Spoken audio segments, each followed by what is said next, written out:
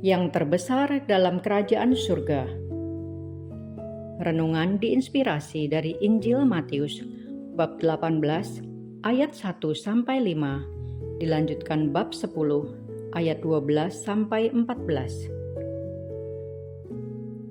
Sekali peristiwa, datanglah murid-murid dan bertanya kepada Yesus, "Siapakah yang terbesar dalam kerajaan surga?"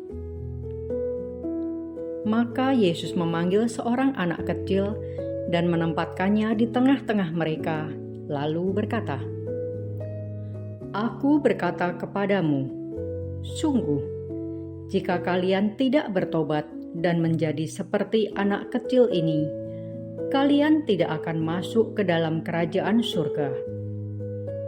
Sedangkan barang siapa merendahkan diri dan menjadi seperti anak kecil ini, dialah yang terbesar dalam kerajaan surga.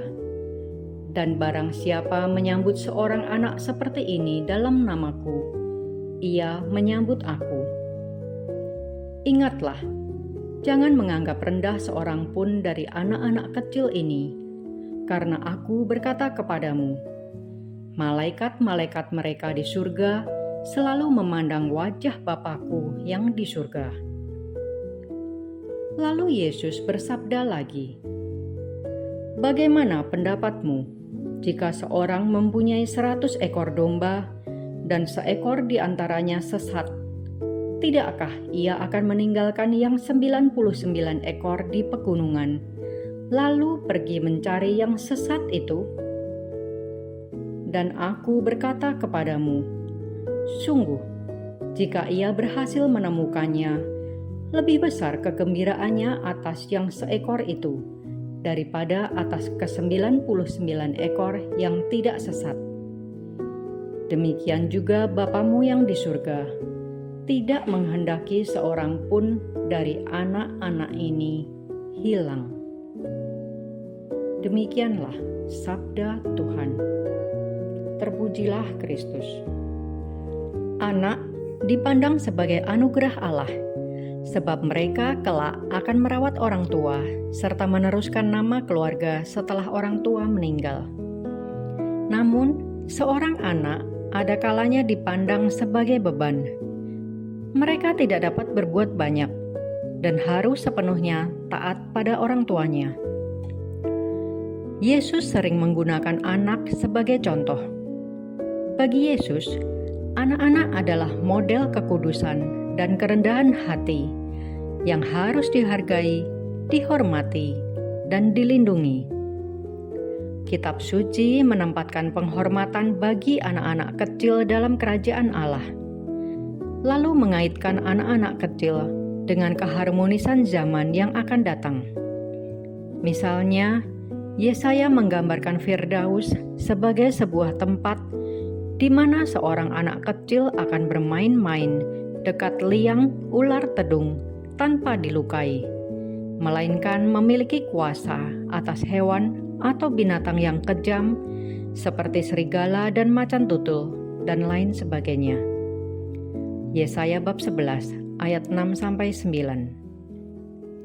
Kita perlu belajar menjadi besar di dalam iman, kerendahan hati, sifat-sifat saleh, hikmat, penguasaan diri, kesabaran dan kasih. Galatia bab 5 ayat 22-23. Kebesaran yang sejati menuntut agar kita menjadi besar dalam hal-hal yang benar. Kebesaran sejati menyangkut kasih dan penyerahan diri kepada Allah. Seperti halnya dengan anak-anak, menerima tanpa syarat, sering tersenyum, mengampuni, dan melupakan dengan mudah, dan menaruh kepercayaan tanpa mencoba mengetesnya terlebih dahulu, serta menerima apa yang dikatakan orang-orang dewasa dengan mudah. Santa Teresia Lisieux telah menemukan jalan kesuciannya dengan jalan kecilnya. Ia sungguh mengerti sabda Yesus dalam Injil hari ini mengenai anak kecil. Kerinduan Santa Teresia Lisieux untuk semakin dekat dengan Tuhan digambarkan dengan cara sederhana Ia ingin menjadi mainan dan tempat main bagi anak-anak Yesus. Kebesaran Santa Teresia Lisieux bukan terletak pada apa yang dilakukannya, tetapi pada kedalaman dan intensitas cinta yang diberikan dalam setiap tindakan. Ya, ia menapaki jalan menuju kesempurnaan hidup dengan cara yang biasa dan sederhana.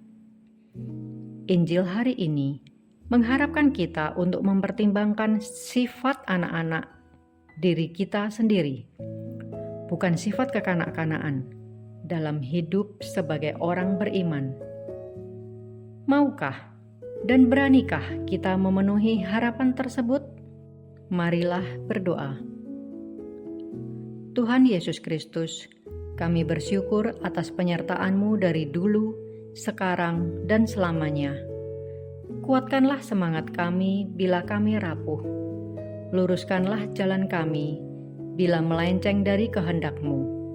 Ajarilah kami menjadi seperti anak-anak yang mudah bahagia dengan hal-hal sederhana, sehingga kami boleh menikmati hidup yang lebih membawa damai. Amin.